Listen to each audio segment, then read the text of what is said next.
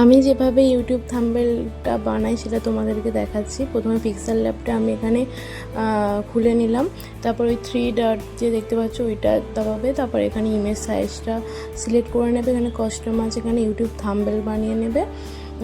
আর এখানে from two gallery আছে, gallery থেকে তুমি যেই ফটোটা তোমার ইউটিউব থাম্বনেলে দেবে সেই ফটোটা তুমি সিলেক্ট করে নেবে। আমি এই ফটোটা দেব, এটা আমি সিলেক্ট করে নিয়েছি। ভালোভাবে ক্রপ করে নেব, ভালোভাবে ক্রপ করে নিয়ে এটাকে আমি সেট করে নেব।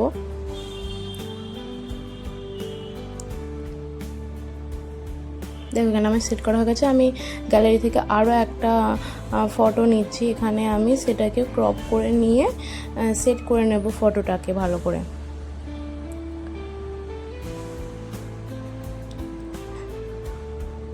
তো দুটো ফটোকে সেট করে নিয়ে এখানে আমাকে লক করে দিতে হবে।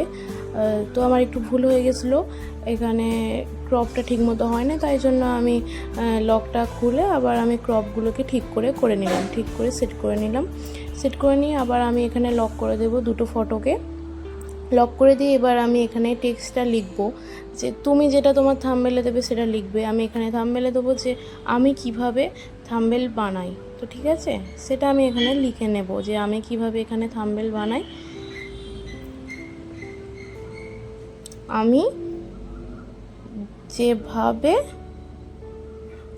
যেভাবে আমি কিভাবে থাম্বনেল বানাই, ঠিক আছে।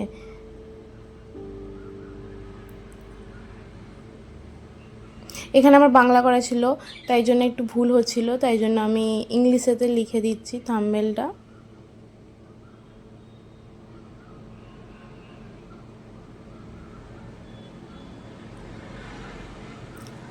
আমিও সব একা একাই শিখেছি, তাই জন্য একটু আমার গন্ডগোল হয়। তাই আমি যেরকমভাবে করি সেটাই তোমাদের সঙ্গে শেয়ার করছি।